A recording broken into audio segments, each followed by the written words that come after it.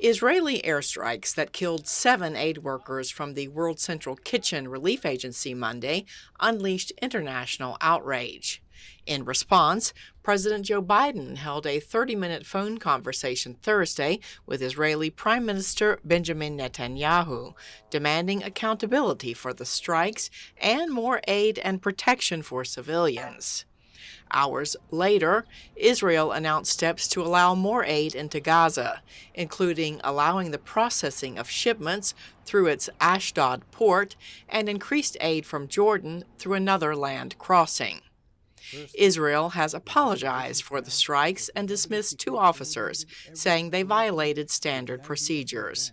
Speaking to reporters in Belgium, U.S. Secretary of State Antony Blinken commented on Israel's response. It's very important that Israel is taking full responsibility for this incident. It's also important that it appears to be taking steps to hold those responsible accountable.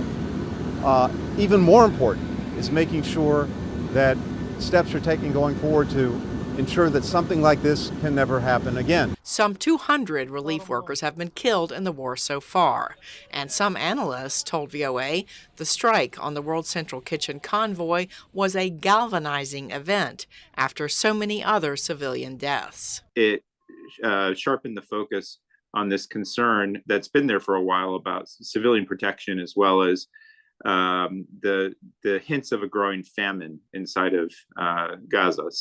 And it comes at a time when Israel was proposing a military offensive in Rafah, where most of the people of Gaza have now moved. Many have been calling for the Biden administration to get tougher on Israel over the large number of civilian deaths in Gaza. I think the message has finally been delivered with clarity, precision, and urgency.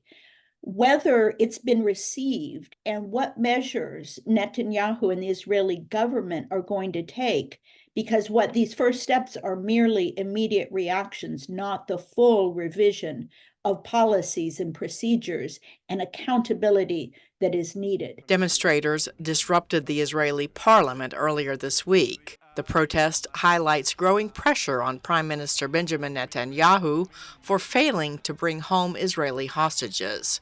More than 100 are still held by the U.S. designated terrorist group Hamas.